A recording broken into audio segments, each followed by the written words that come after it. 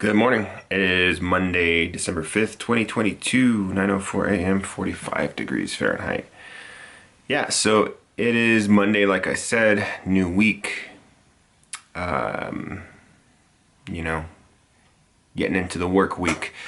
But I had a couple of thoughts this morning as I'm getting ready, and I just wanted to share those. So this weekend, AI has been kind of just in my attention.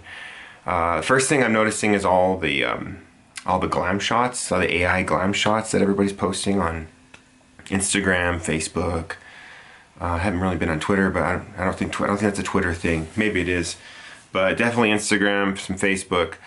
I guess the idea is that you upload a picture to this app, like you did. It's an app you download, and you upload a couple of pictures, and then the AI engine will then kind of stitch together some sort of art, sort of mystical, magical, like photo. And it's like a glam shot. Well, to me, it looks like a glam shot, like a modern day glam shot.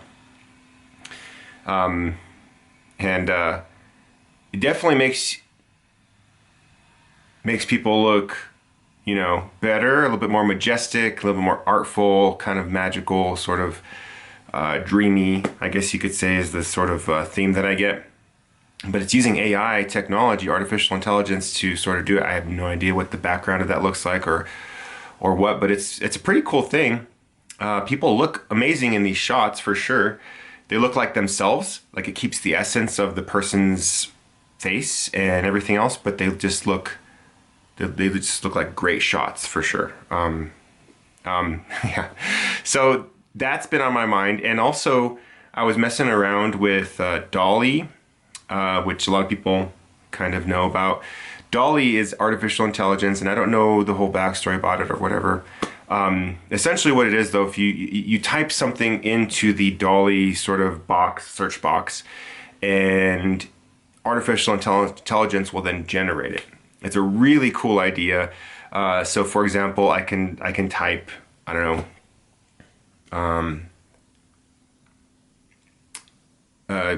Therizinosaurus walking in the woods, and then it will render an image of what it thinks a Therizinosaurus looks like, and what it looks like to be walking in the woods. It's a really cool idea, and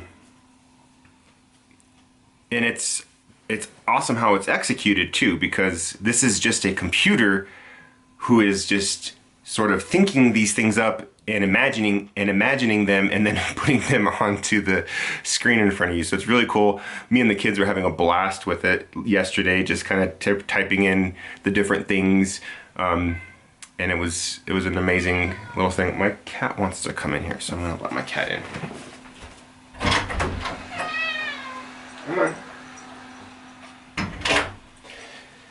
So yeah, artificial intelligence, Dolly, is a really cool thing. And then there's another one, there's a chat AI that sort of works the same way, except for instead of imagining it as a image, it renders ideas and thoughts and everything else in words. So hi Russell. My cat's Russell. So yeah, you can tell it to say something like, for example, I asked it to write a text message to my wife wishing her a good day, and it sort of writes a really short message, and it focuses it on your wife, and I don't know, it just can sort of, you give it the parameters, and then it spits out something that is pretty cool, in honesty. One thing that I did on the Albuquerque Reddit was, so here in New Mexico, we have a debate about what you call these little paper bags, little sandwich bags that they fill with sand, and they put a little candle in them. I grew up using the word farolito, which means, I think, little flame. But a lot of other people use luminaria, which I think also just means like little light. I'm not exactly sure, but those two words are used a lot, and they mean the same thing in New Mexico, but there is a huge debate about it. So I just told the AI, hey, write me a story about the debate between these two uses of these two words. And I did, and it was like a really cool story and just kind of a really great technology. But just sort of reflecting on the technology, I'm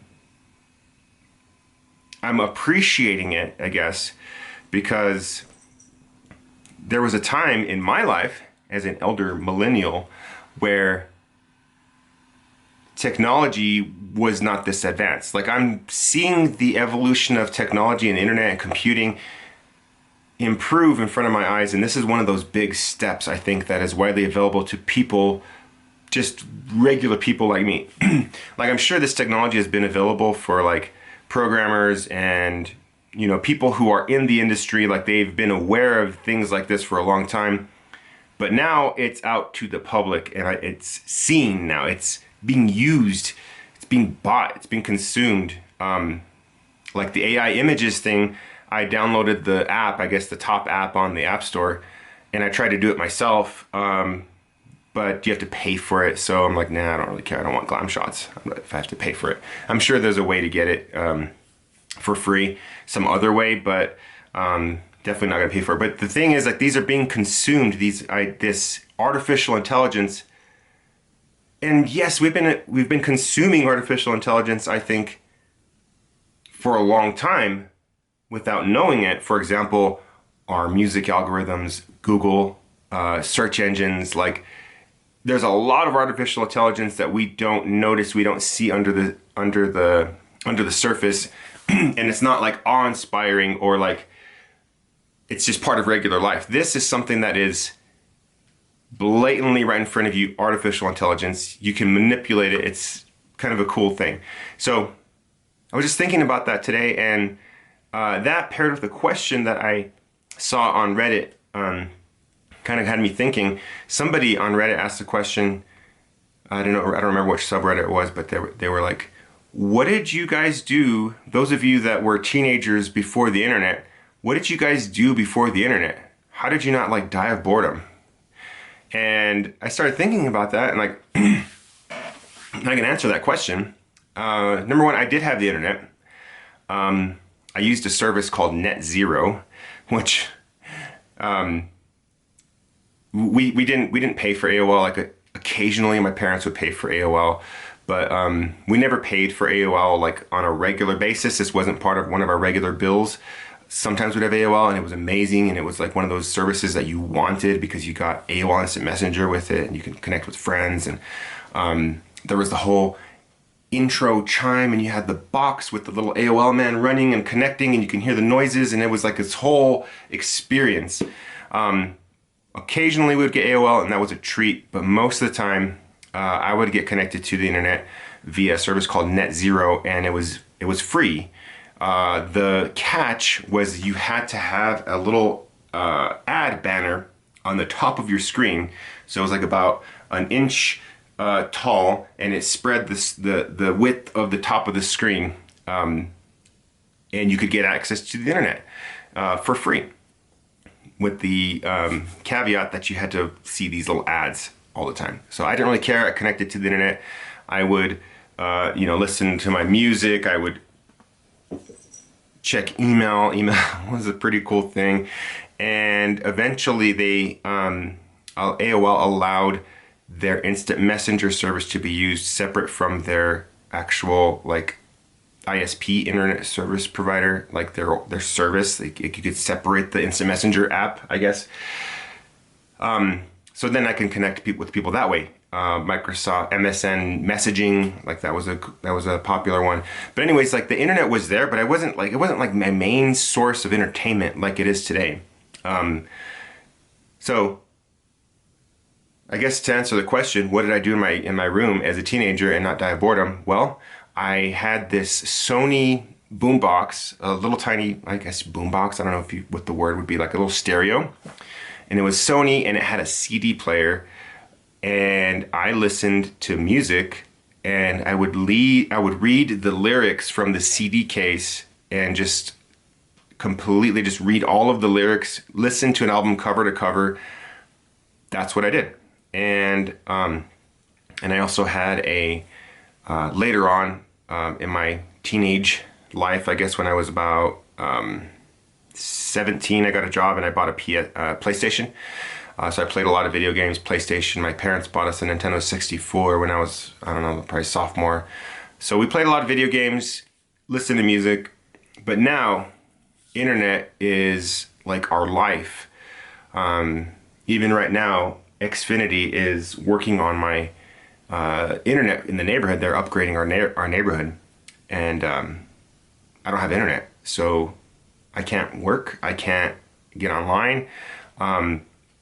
Not with my home internet. I mean, luckily, I have my work phone that can connect a hotspot, and that's how I can do it. But I digress. Artificial intelligence, really cool.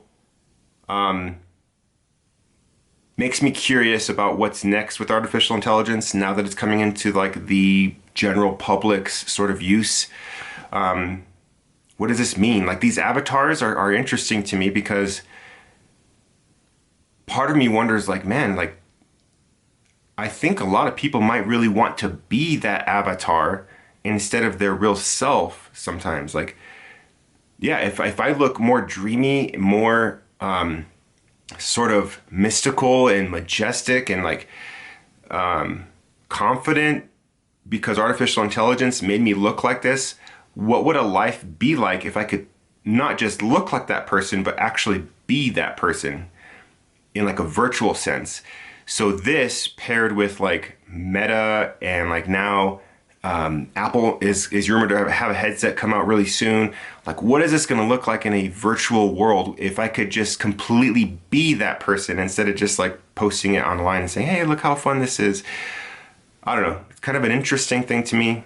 I don't know where that's going to go, but definitely these little avatars and what they look like are miles better than what the Meta avatars look like now. They look like little cartoony, little like bad cartoony stick figures. And if I could be this artificially intelligence generated like wonderful looking person, I would much rather be that. I mean, maybe. Sometimes I'd much rather be that than this. So I don't know. It's kind of an interesting thing. I am happy to be witnessing this firsthand. I also wonder what it's going to look like for the next generation. So anyways, that's all I have. Have a good day.